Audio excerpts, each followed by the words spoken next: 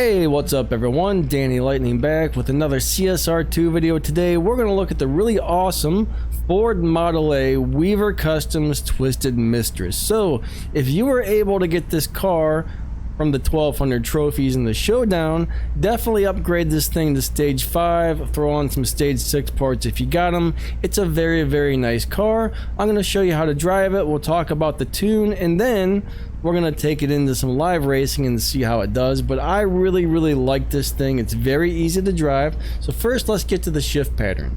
Alright, this one's going to go on my playlist on car reviews and how to drive. So first off, simply just hold down the gas, let go right at number 1. That should give you a perfect start, but then the needle is going to drop all the way back. And you might think that's a bad thing, but you actually want that to happen. If you have the right tune on stage 5 or stage 6, that's what's going to happen with this car. Alright, all good shifts and nitrous on second. That's all there is to it. Here we go. 3, 2, 1, let go. Second to nitrous, third. I shouldn't say all good shifts because you want to shift right before the red line, okay? Not all good shifts, shift right before the red line. Very easy to drive this car. There we got a 8.728. That's pretty fast for a stage 5. I don't have any stage 6 parts installed right now. Alright, the tune for this car, you're going to want to just go ahead and crank the nitrous all the way to the right. Final drive all the way down to 2.0.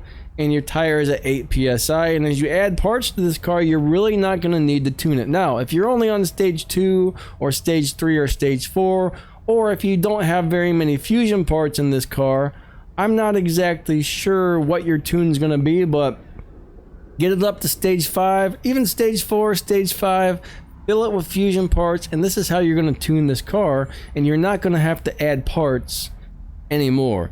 So I'm sure you can probably figure out how to tune this car to make it beat dyno time by a little bit more, but it does beat dyno by just a little bit. Currently we have a dyno time of 8.8. So let's go ahead and live race this thing. I mean, that's pretty much it. That's just straightforward. That's how you tune it, that's how you drive it.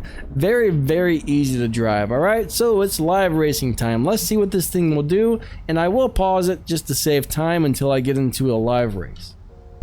Now I do hear the more stage 6 parts you put on this car, the less it's beating its dyno, so you might want to just go ahead and stick with stage 5 if you want to be a live racer. Maybe even try stage 4 and see what that does. Maybe we'll try stage 4 in a minute. 3, 2, 1, go.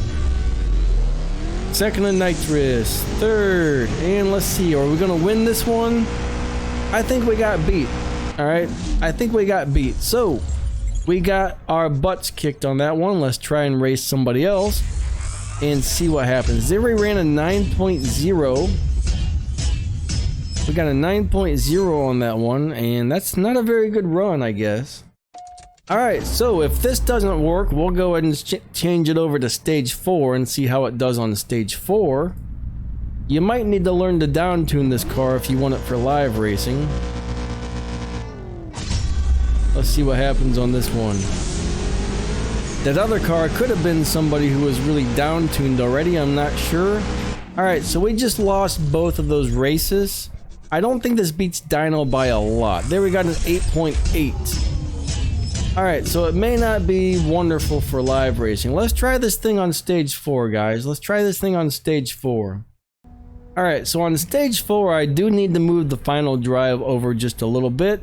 We got a dyno time of a 10.6 now. Alright, so it went from running an 8 something to a 10.6, going from stage 4 to stage 5. But let's go ahead and do a test run and see if this thing's beating its dyno time or not. Now I tried it with the transmission all the way over at 2.0 and it didn't really beat dyno. So let's see what happens here. 3, 2, 1, go. Second to nitrous. Third, and where do we go? Where do we go? What do we get? What do we get? Let's see if we beat our dyno time or not.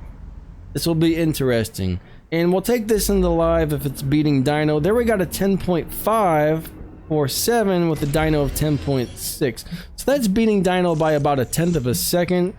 You may be able to figure out how to down tune this and make it beat Dino by even more, but let's go live race, alright? Let's go live race it now on stage 4. Alright, so this thing's probably gonna kick my butt, but we're gonna try it anyways. 3, 2, 1, go. Alright, we got our kickback, second in nitrous, third, and let's see what happens. So we might have a lot better luck on stage 4. This is just a standard tune, okay? We just got a standard tune on stage 4. We're not down tuned or anything, and we did beat that guy.